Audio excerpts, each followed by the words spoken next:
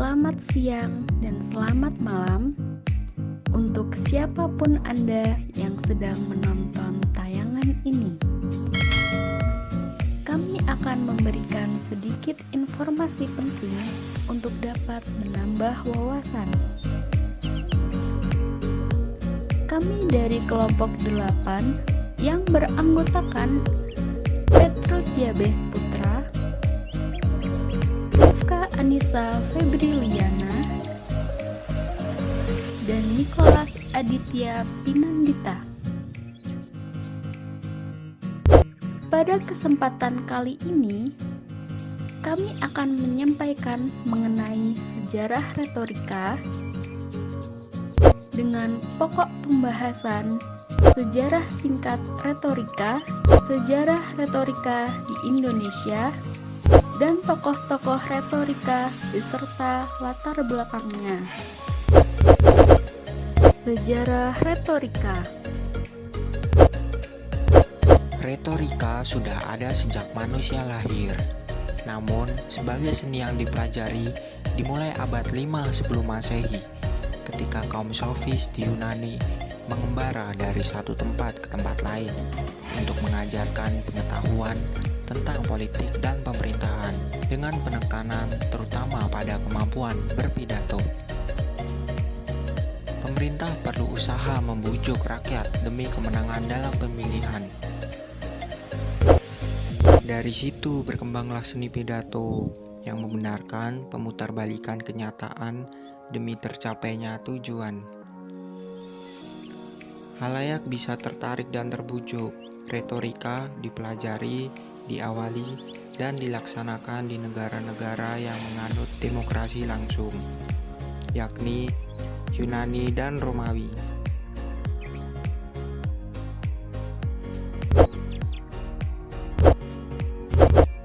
Lalu, apa fungsi dari retorika? Kalau kita melihat dari sejarahnya, keterampilan menggunakan bahasa memang mendapat perhatian dari penguasa pada masa itu. Orang yang pandai dalam ilmu bahasa biasa dikenal dengan agitator atau kaum sofis. Dari sinilah kita dapat melihat apa fungsi dari retorika.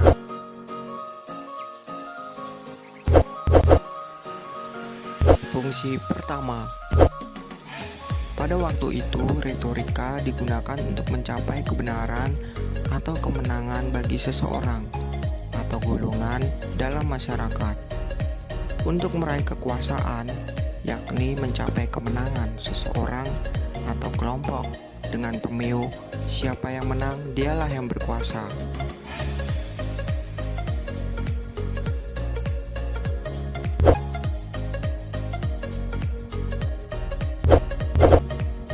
Fungsi kedua, retorika sebagai alat persuasi yang digunakan untuk mempengaruhi manusia lain. Komunikasi persuasif membiarkan orang lain bebas melakukan apapun yang mereka inginkan setelah persuader berusaha meyakinkan.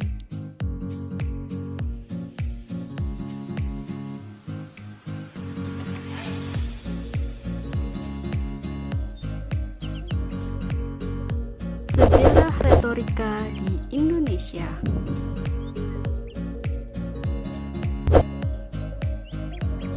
Sejarah perkembangan retorika di Indonesia tidak terlepas dari sejarah Indonesia itu sendiri.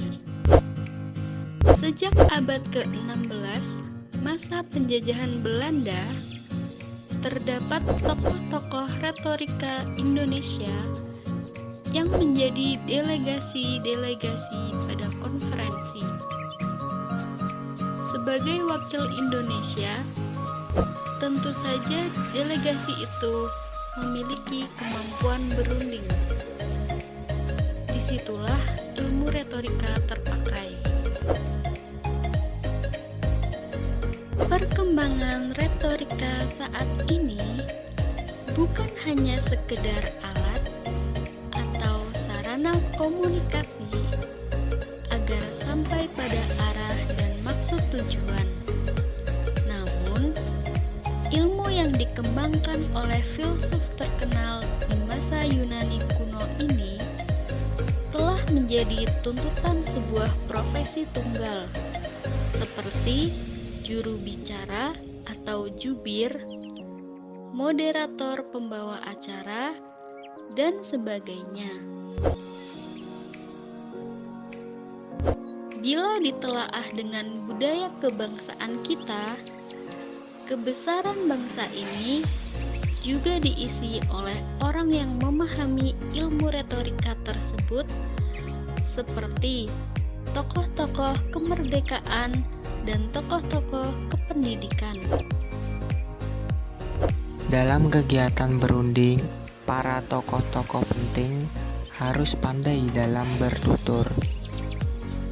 Maksud dari kepandaian bertutur tersebut seperti kepandaian memainkan ulasan, kefasihan berbahasa, memanfaatkan emosi penanggap tutur, dan keseluruhan tutur harus ditujukan untuk mencapai suatu kemenangan. Selain mengenal sejarah retorika, sudah semestinya kita bangga terhadap tokoh-tokoh yang berperan aktif dalam menerapkan ilmu-ilmu kebahasaan. Kita juga harus berlatih dan mengasah kemampuan dalam bertutur agar nantinya dapat berpengaruh terhadap orang lain. Untuk mengenal tokoh-tokoh retorika, mari kita simak bersama pembahasannya kali ini.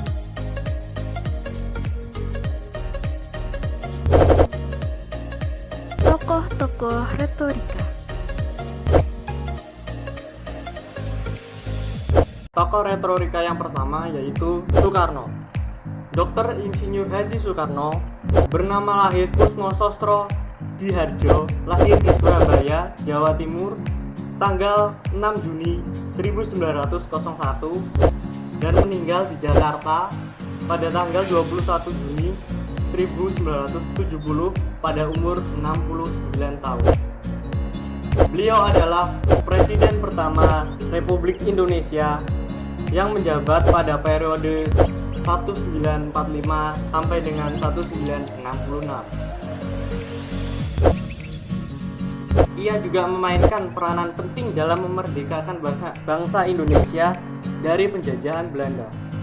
Ia adalah proklamator kemerdekaan Indonesia bersama dengan Muhammad Hatta yang terjadi pada tanggal 17 Agustus tahun 1945. Soekarno adalah yang pertama kali mencetuskan konsep mengenai Pancasila sebagai dasar negara Indonesia, dan ia sendiri yang menamainya.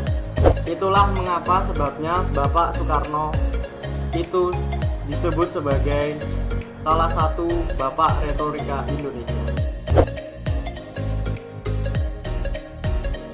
Yang kedua, Nelson Mandela.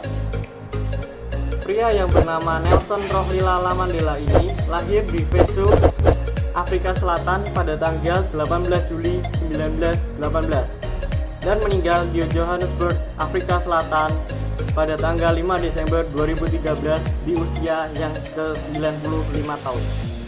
Beliau adalah seorang revolusioner anti-apartheid dan politisi Afrika Selatan yang menjabat sebagai Presiden Afrika Selatan sejak 1994 sampai dengan 1999.